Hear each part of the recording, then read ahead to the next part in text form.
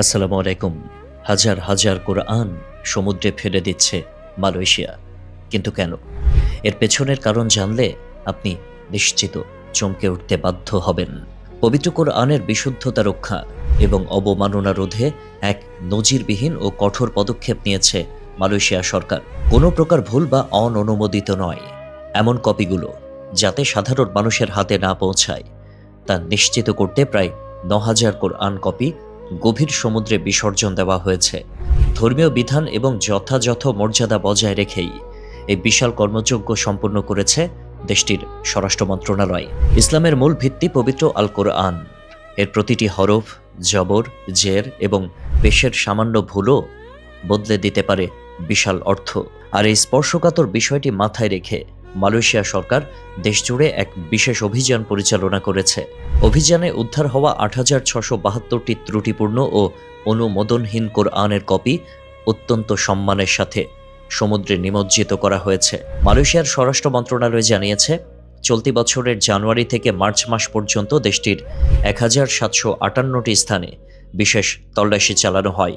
এই অভিযানে বিভিন্ন লাইব্রেরি, দোকান ও প্রকাশনা প্রতিষ্ঠান থেকে মোট ৬,৬২০টি এমন কোরআনের কপি জব্দ করা হয়েছে যেগুলোর কোনো সরকারি অনুমোদন ছিল না অথবা ছাপায় ভুল ছিল। জব্দকৃত এই কপিগুলোর বাজার মূল্য প্রায় ৩,৭৮,০০০ রিঙ্গিত।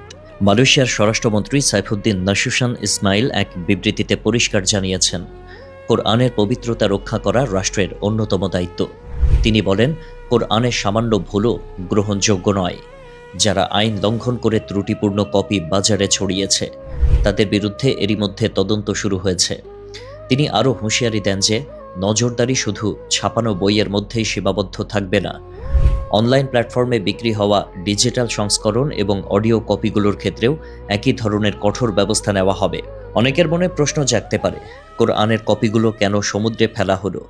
মূলত ইসলামী শরিয়া অনুযায়ী কোরআনের কোনো কপি যদি ব্যবহারের অনুপযোগী হয়ে পড়ে বা তাতে মারাত্মক ভুল থাকে, তবে সেটিকে অসম্মান না করে সসম্মানে পবিত্র স্থানে মাটি চাপা দেওয়া অথবা প্রবাহমান নদী বা সমুদ্রের গভীরে নিমজ্জিত করা একটি স্বীকৃত পদ্ধতি। মালয়েশিয়া সরকার এই কাজে পোর্ট ক্লাং উপকূলকে বেছে নেয়।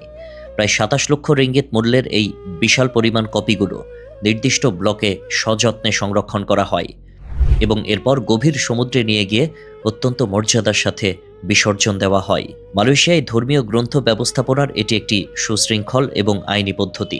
বর্তমান যুগে মানুষ এখন কাগজের বইয়ের চেয়ে অ্যাপ বা ইন্টারনেটে কোরআন বেশি পড়ে। মালয়েশিয়া সরকার জানিয়েছে, ইন্টারনেটে বা অ্যাপে যদি ভুল তথ্য দিয়ে কোরআন আপলোড করা হয় তবে তার বিরুদ্ধেও ডিজিটাল নিরাপত্তা আইনের আওতায় ব্যবস্থা নেওয়া হবে। অর্থাৎ কোরআন সংরক্ষণের ক্ষেত্রে দেশটি এখন জিরো টলারেন্স নীতি গ্রহণ করেছে। পবিত্র কোরআনের বাণী অবিকৃত রাখা প্রতিটি মুসলিম দেশের দায়িত্ব। মালয়েশিয়া সরকার যে দৃঢ়তা দেখিয়েছে তা বিশ্বজুড়ে প্রশংসিত হচ্ছে। এই পদক্ষেপ কেবল একটি প্রশাসনিক কাজ নয়, বরং পবিত্র ধর্মগ্রন্থের প্রতি অগাধ শ্রদ্ধা ও সতর্কতার এক অনন্য দৃষ্টান্ত।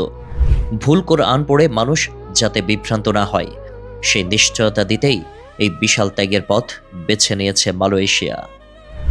আল্লাহ হাফেজ।